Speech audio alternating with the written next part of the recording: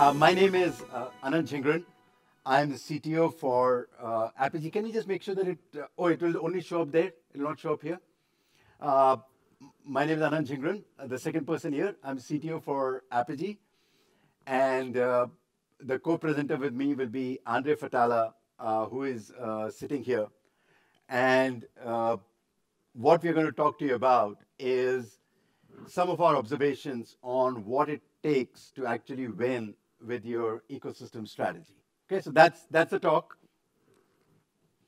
And what we'll do is we've got kind of 5 broad areas that we will talk about. I like to walk around, but I've been told that if I walk around too much, you'll see all the animals and birds that I'll make. So I'll try to stay on the side.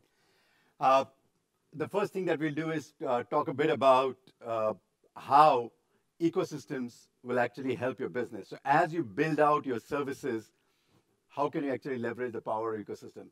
Hello, David. The second is we'll talk about how there are kind of 2 types of ecosystem strategies that you can follow.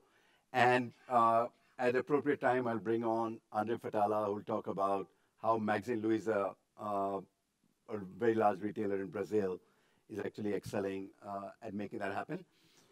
Throughout the talk, we'll talk about what does it take to actually win in ecosystems. And we'll do that with some calculus. How many of you are ready for it? And but instead of trying to solve it, we'll actually convert it into a simulation, and you all will get some ideas of what we're talking about. Talk a bit about how Google and Apogee can actually help you make that happen. And then the key of all of it is getting started now. Okay, so this is the talk. I won't be offended if any of you leaves right now, but if you leave after 15, 20 minutes, then it's really, I'm not doing a good job. So just thank you. The person who is left right now is exactly, thank you very much. So, okay, so I'll also joke around. So please, I know you're all esteemed customers, so I should be serious, but that's not me.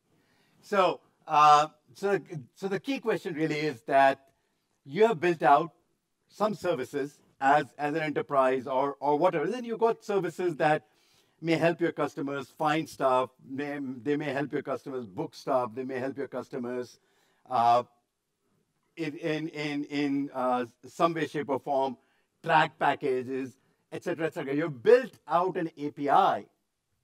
You've built out that service. But the question is, how do you actually generate demand for that service? In reality, what happens is that once you have your API, and some of our customers are doing this with the help of Apogee, that's just the first step. Building out an awesome API is not the same as bringing demand to that API. You've got to be able to find developers, either your own internal or external, who can build out phenomenal apps. And then those apps have to have usage so that when end consumers or employees or enterprise people use those apps, your APIs get used. So you've got to do a lot more than just building out an awesome API. And in order to do that, it requires a lot of effort. It requires a lot of effort. You've got to kind of carry the burden of developers and the developers' apps becoming successful and those apps then leveraging consumers, etc. So you've got to kind of do all of that heavy lifting. I'm somewhat of a lazy person. And the best thing that we can do as lazy people is to actually figure out whether there are some partnerships so that those partnerships can actually help us in terms of doing all that heavy lifting with respect to generating the demand for your APIs. So what you want is you want partners where there's kind of a win-win strategy. And together, you're kind of creating an ecosystem in which everybody benefits, and in the end, your services get used. If you get this right, you will require less effort to actually win with your services and strategy. Trent Lund, who is a senior partner at PwC in Australia, has a phenomenal quote. I was just, in a customer advisory board meeting with him. He has a phenomenal quote. He says, in his Australian accent, so I won't try to mimic that Australian accent. I'll just speak in my Indian accent. It's very simple. You give a little, give up a little to gain a lot. Okay? Whenever you have ecosystems and partners, you're not in full control. So you give up a bit of control to gain a lot. And what we'll do in this talk is kind of give you examples of how you would actually form these partnerships. There are two ways of going about this ecosystem strategy. Strategy one is you are the center of the universe. And the supply and demand kind of revolves around you. And Andre will talk about how they've actually succeeded or are succeeding at Magazine Luiza based on that. That's strategy one. Strategy two says that instead of you trying to set up this platform, this marketplace where supply and demand is all happening, you actually understand that there are certain other ecosystems that have other supply or other demand, and that you decide that you actually want to connect with them. Now, you would probably not choose the left or the right. You'll probably have some mixtures of both. And what I'll do in the next 25, 30 minutes is kind of walk you through the pros and cons of those various approaches. So let's first look at building your own ecosystem. What comes to mind, right? What comes to mind is perhaps an eBay, where eBay is a listing service, or Uber, or Lyft, or Airbnb, where there's a set of supply and there's a set of demand, and Uber or eBay or Lyft or Airbnb are sitting in the middle, facilitating the transactions between the supply and the demand. They don't own the inventory, but they own the platform, and they're creating this kind of virtuous cycle. So that sounds really, really exciting, because you're really just sitting in the middle and collecting money. So in order for you to do that, what you'll have to do is you have to have some core competency, and then you want to kind of create this virtuous cycle where you take your APIs, your core competency, you attract developers build apps, you help those apps succeed, users use those apps, that you then attract more APIs, third-party APIs, you attract more developers, more apps, and you get this cycle going faster and faster and faster. And you might think that if you can get this right, you just sit in the middle and you sit on the beach. This was from Die Hard. You just sit on the beach and you make money. Okay? Now, how many do you think, I'm sorry, I mean, you obviously know that I'm going to actually deflate that, and you're not going to be able to sit on the beach, because it's going to be really, really hard. But this platform strategy sounds like a very, very exciting strategy. So in order to talk about one way in which platforms have been done, let me bring in Andre Fatala, CTO of Magazine Luiza, and he'll tell you what he's done, but he'll also kind of tell you how painful it has been. Thank you, Anna. Hello? Are you guys hearing me? No. Is it working? Yeah, it's on. Yeah? Here we go. So, my name is Andre Fatala. I'm the CTO of Magazine Luiza. Magalu is a short version of our brand. And just to tell you guys a little bit more, the company, we are a Brazilian company. We are an omni-channel strategy retailer there. We have a revenue around $4 billion last year. We have more than 800, almost 900 physical stores now, 11 fulfillment centers, almost 2,000 merchants using our platform. Our digital is responsible for 35% of the total sales of the company. It's different when you compare to markets like the US, when you get the omni-channel companies around 5%. And we have more than almost 15 million downloads of our app, a really strong omni-channel strategy. And it's a huge number for a retailer, but we have 7.4 million followers on Facebook, and we are a gold brand in YouTube with more than 1 million subscribers. That magazine Luiza, with this avatar called Lu, are trying to teach people, the population of Brazil, about digital.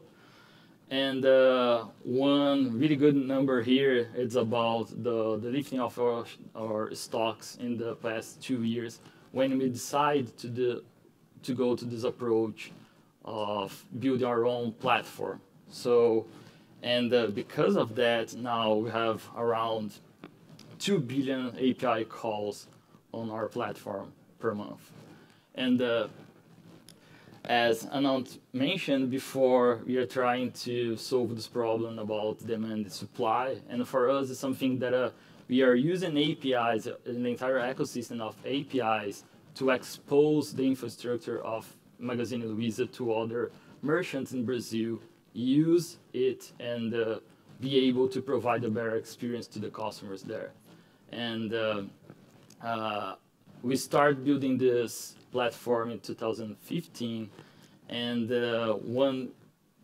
to pass some sense of how powerful is the platform, we spent 17 years to have close to 40,000 SKUs on our platform, and in less than 1 year, now we have more than 2 million SKUs that we are selling in Magazine Luiza. And another really good point here is that we are making able to the small merchants that have just a e-commerce platform to sell products in Brazil to use the logistics and the physical stores of Magazine Luiza to provide a better experience in delivering. Because Brazil is a huge country, it's like a continental country in the size, and it's not that easy to provide this kind of experience in the time and costs of delivery, and they are using the entire platform of Magazine Luiza to provide this. And because of that and the challenge that we have in the country, we developed a kind of Uber of delivery, and we have more than 1,050 drivers. It's like a mom and pop companies. The owner of the company is the driver of the truck, and they are using some apps that we build in Magazine Luiza to deliver this package for our customers. And here is some results of this. The market, the growth of the e-commerce market in Brazil in the last 2 years is around 9%, and we are hitting now in the last quarter 65% of growth in the digital. And all of this is because we are leveraging the digital with our physical assets. So with that, I call Anant back to the stage. Thank you. We'll call him back again. So what he didn't tell you is, he only told you the kind of success part of it. What he didn't tell you is how hard it was to actually make this happen. But see what he did. Invested a lot. Okay? Invested a lot. You will not get here by nickeling and diming your platform strategy. He focused on his strengths. So he didn't say, let me go into a travel business and create a marketplace out there. They are core retailer.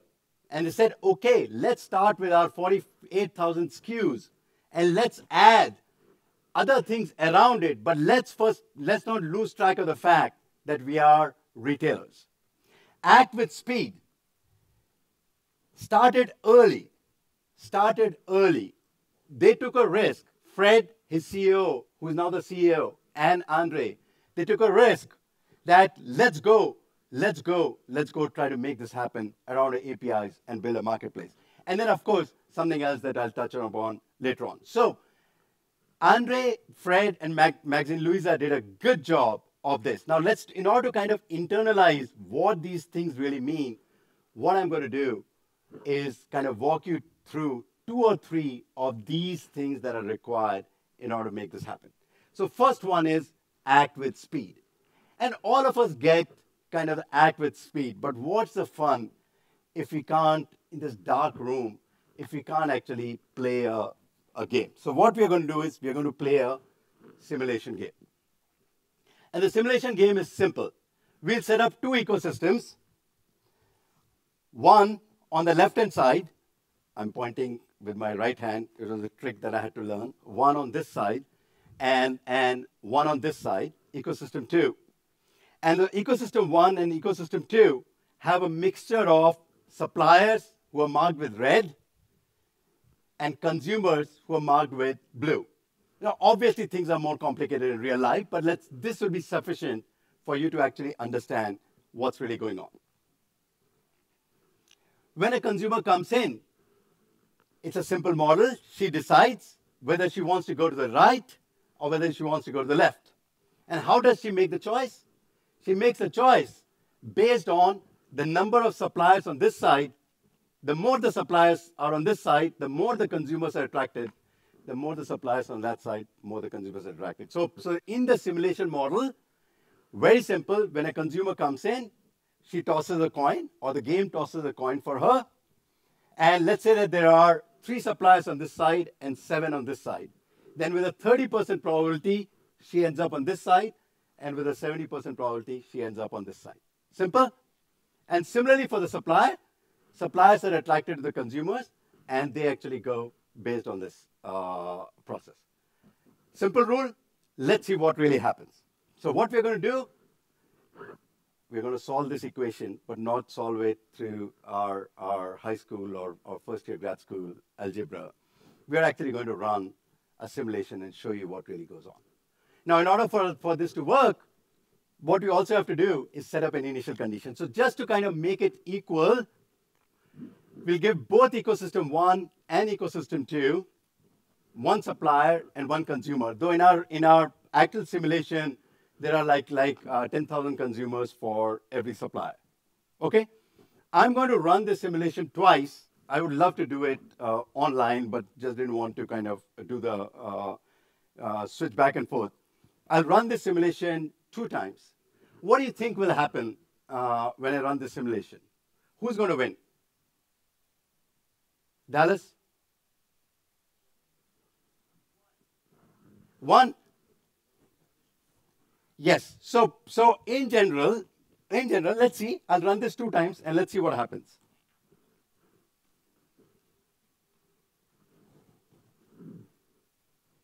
Whoa. The folks on the right did really well. So let's run this again. This time, instead of getting about 80% market, they only got about 58% of market.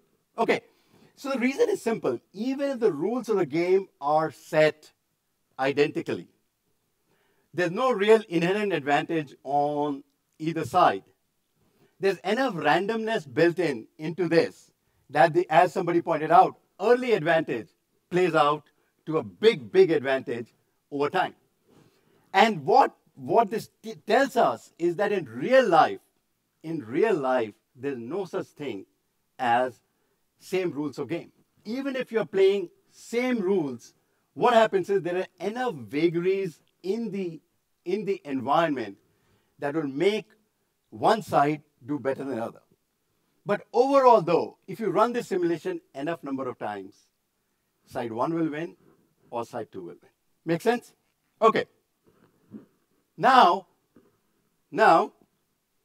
let's make it more interesting. Let us make this side a large company, okay? And in a large company, you've got to get kind of alignment, okay? You've got to get agreement. You may have to hire consultants to decide whether we should do an ecosystem play or not, or what should be our first ecosystem play. So this side gets into the ecosystem game, but starts a bit later. Okay? Let's see what happens. So we are introducing a delay.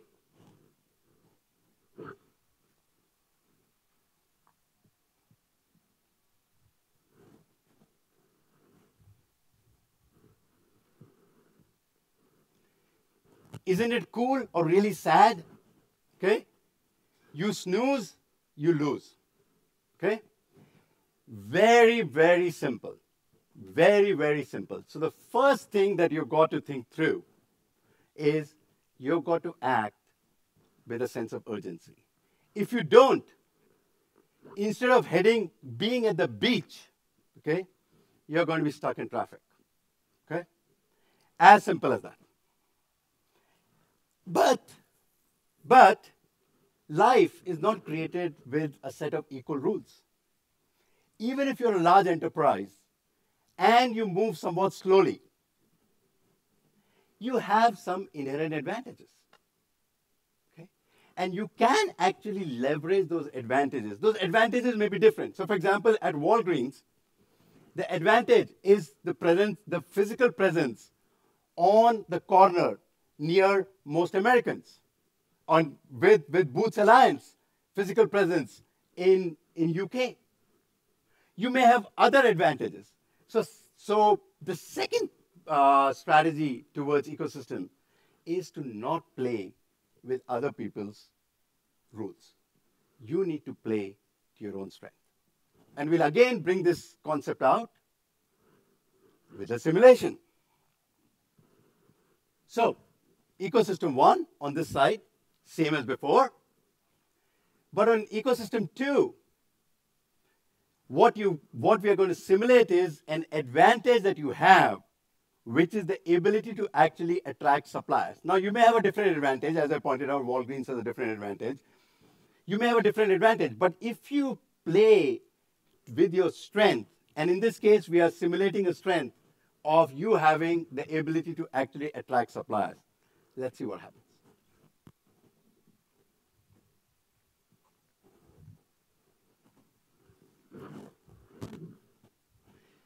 You have gone from, which was less than kind of 8% of market when you were late. Remember, I've still made you late. Still, you are a large company. Okay, you don't act with speed. But you have an advantage. So the second rule of ecosystems is play to your strength. The first one is you snooze, you lose. The second one is play to your strength. So what you do is you've got to kind of make sure that from a business side, you understand these 4 core principles that I've kind of highlighted on the right-hand side. Even though I didn't talk about investment and I didn't talk about developers, we'll talk about developers in a different context. But in addition to kind of understanding all of it, what Maxine Luiza, for example, had to do was to actually build out a platform that enabled this virtuous cycle to actually happen. And in that platform, what Andre and Fred and others had to do was to ensure that money flowed between suppliers and consumers. It was self-service. They were not hand-holding everybody one step at a time. And as platform owners, they had full visibility. So if you do the right thing with respect to business and you do the right thing with respect to platform, you have a chance to relax on the beach. Maybe not. In reality, you can probably get close to the beach. I actually had a picture of a road leading to a beach, but then Google made me take it out because I don't think I had all the appropriate permissions. So the best picture that I could get was some road, so you can see some beach on the other side. But the essential idea behind it is that if you get all of these things right, if you get the dollars right, your business strategy right, you get everything right, you get your platform right, you may be able to see the beach, but you will not be able to retire on the beach. So this all sounds really, really hard. Is there another way? Is there another way? If you recall, I had said that you can either build your own platform or connect with others. Okay? So to give you some examples of connecting with others, what you would do is you would say, I'm going to focus on my core supply. I have got phenomenal services, but I'm not going to try to kind of create the virtuous cycle of demand and more supply. I'm actually going to connect with where there might be other demand. So for example, you may want to connect with Google, where billions of consumers come, or you may want to connect with Facebook, et cetera, in order to bring demand. So what that says is that instead of you doing all the hard work to create the platform, you give up a little to actually get a lot from them. And if you get that right, maybe you'll retire on a beach. Let's see. So Walgreens, for example, said, we have some phenomenal services. In this particular case, your prescription and the ability to print photos. But the demand, the people that we want to access are not necessarily looking at, for example, in the case of photo printing, they're not thinking of themselves as Walgreens customers. They are perhaps sitting in their favorite photo app, but they need Walgreens service in order to actually be able to print those photos that they're looking for. So what they decided is that they actually want to extend the reach of their APIs into the iOS and Android ecosystem to be able to attract the developers who are building specialty apps, nothing to do with Walgreens, but who can actually bring demand to their core services. And they had some phenomenal results based on that you can see. Pitney Bowes, something completely different than consumers. Pitney Bowes is known for building those stamping machines that enable labels and stamps to be printed out, for example, on stuff that goes out. But they, over the course of decades, have been collecting a lot of information, and including, for example, tax information on what are the different tax rates associated with it. And they said, can we actually figure out how we can actually generate demand for those services that are very different than the services that they deal with respect to manufacturing?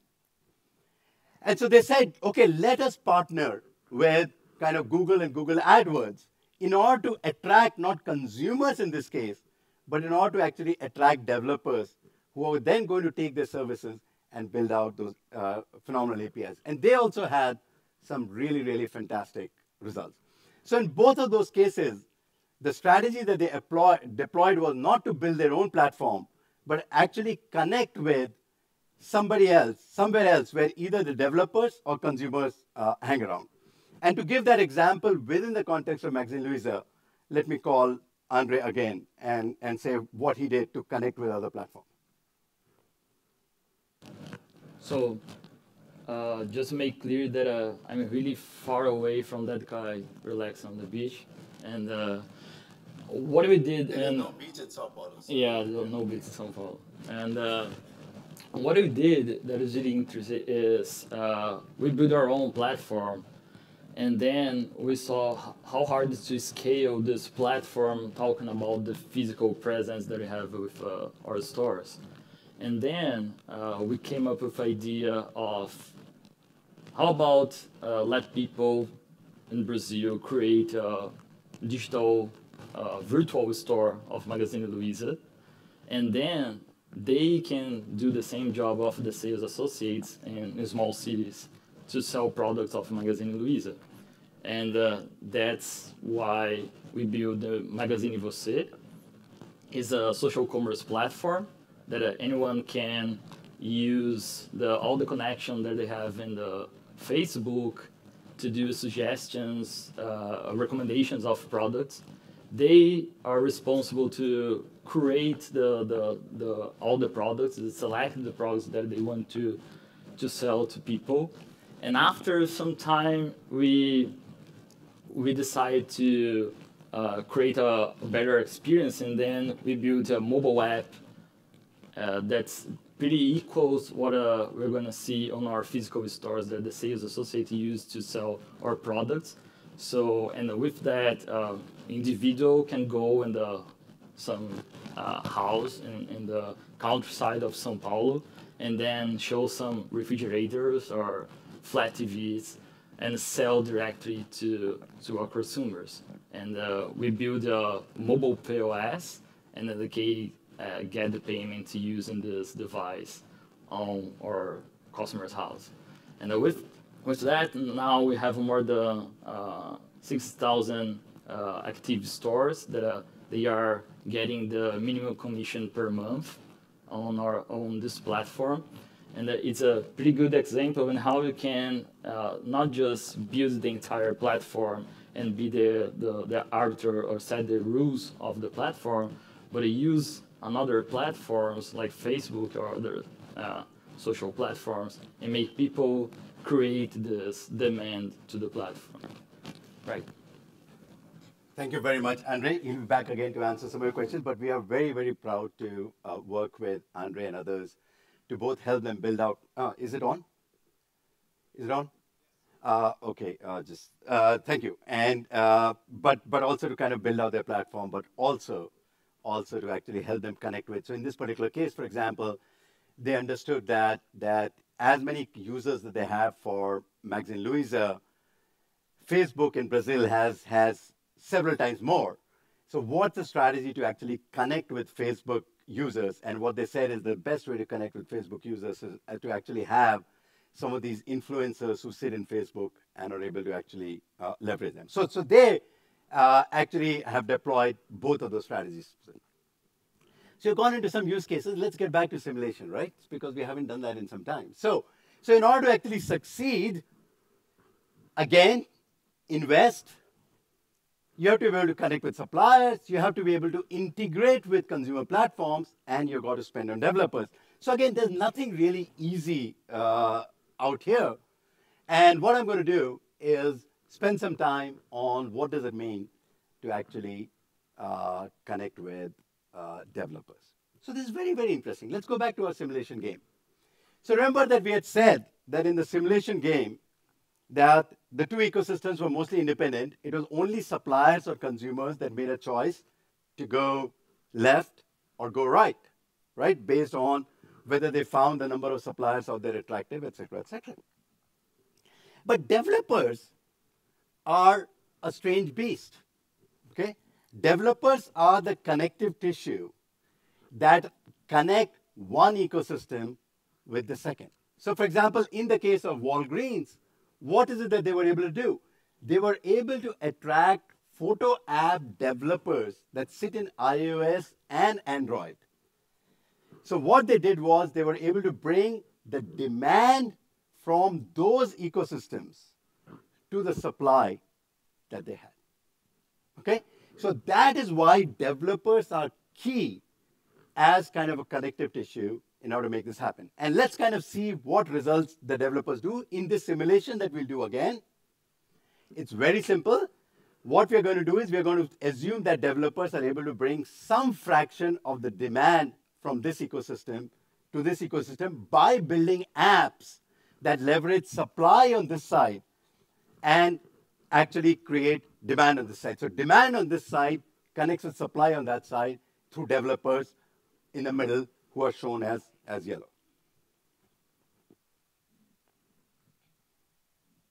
I hate that picture of mine on top right. So, but look at what happens now. Suddenly, you are again, right? You are starting late. We haven't given you any other advantage. But if you can attract developers, suddenly you're going to actually have much larger fraction ecosystem. Okay? So the three things that I've talked about, I'll come back to it. But in this context, make sure that you have the right business strategy. You connect with suppliers, you connect with other ecosystems, and you spend on developers. So get your business strategy right, but you also have to think through the platform, just like in the previous case. You've got to think through the platform. And what the platform has to do is to enable you to take your supply and connect it to where the demand is. In the case of Magazine Luiza, they decided to connect with Facebook. Okay? But you can think about if you're trying to connect with developers, where do developers hang out? Or if you're trying to connect with consumers, where do consumers hang out? And what's your appropriate strategy out there? So in general, for you to kind of win in your ecosystem strategy, you cannot go it alone. You can try to build your own platform, your virtuous cycle, on your own. But your strategy is better if you combine building your own platform with the ability to connect with where other people are. Make sense? Yes? No? Okay. I'm assuming, since I can't see you, I'm assuming you're all nodding your head and saying, wow, that makes perfect sense. Okay. So how are we going to help you? As what Andre has been doing from a Magazine Luiza perspective, our ability to kind of help you build out your APIs and monetize your APIs and allow flows to happen along with Orbitera that does the same thing for apps, allows you to, in some way, shape, or form, to kind of build your own platform where you can have a two-sided marketplace of supply and demand. And on the right-hand side, we are working on an initiative called Connect with Google, where we are not saying that we can connect you with all ecosystems that exist there for demand, but we'll be able to connect you with the Google ecosystems. And what I'm going to do is kind of walk you a bit through some things that are on the roadmap of what we're doing with respect to Connect with Google. So obviously, anything that I talk about is just roadmap, and it's subject to change. So the first thing, if you remember, in your Connect with strategy, you can either try to connect with developers who will then build apps, just like Pitney Bowes did, or you could try to connect with consumers who will consume your APIs directly. And let's just talk a bit about Connect with developers. So what we are doing is we are actually building metadata capabilities that we will be asking many of you, and those of you who are interested in working with us, come and talk to me after this talk, that if you annotate your document pages appropriately, we will not change the ranking result of your search. That you're going to figure out how you do on your own. But in the place where your search result for that API gets present, we will be able to populate some information associated with your API right in the context of search. So the idea behind it is that we'll be able to reduce friction. So where the gap between a developer expressing an interest that she's interested, for example, in Walgreens or photo printing or whatever it is, and her determining the information that's needed for her to actually use your API will get reduced, because we'll be able to actually extract some of the metadata and display it. If you go and type Walgreens APIs right now on Google search, you might or might not get this, because we are going through some A/B testing and others. But the essential idea is that we want to be able to reduce the friction between a demand being expressed on search and the supply that all of you have. Similarly, in addition to developer and search, what the idea behind developers and search is that you are able to connect with developers, like developer like me, who has got search, Google search on one side and the IDE on the other, because I live in both worlds, that you want to be able to connect with the developers who come to search so that you can actually sell your B2B wares. But similarly, you may want to actually connect with consumers who come to search and be able to sell. So for example, today, if you go and type, let's assume that Incredibles 2, is that a movie that's running right now? Let's say if Incredibles 2 was running and you type Incredibles 2 in search, you will actually get this theater, and you can actually click on it and buy a ticket through Fandango or a movie ticket. So that's an example of taking the intent expressed by the consumer and connecting it with the supply associated with something, so that the transactions can be fulfilled and you actually get use of your API. So in this case, you're not connecting via developer, but you're actually connecting directly with search. So what we are doing is we are actually starting with package tracking. And the idea behind it is that we'll be able to, through AI and others, machine learning, be able to identify what your intent is. And we are working with some suppliers who have APIs around package tracking, and you can actually connect. So the idea behind it is that you can actually go from consumers like us searching for information and them actually transacting or connecting with supply that the suppliers have. We are looking at other verticals. For example, you may want to pay your bill. So you've got a service that allows you to pay the bill. You may have something that allows you to kind of order coffee, or you may want to actually top up your minutes.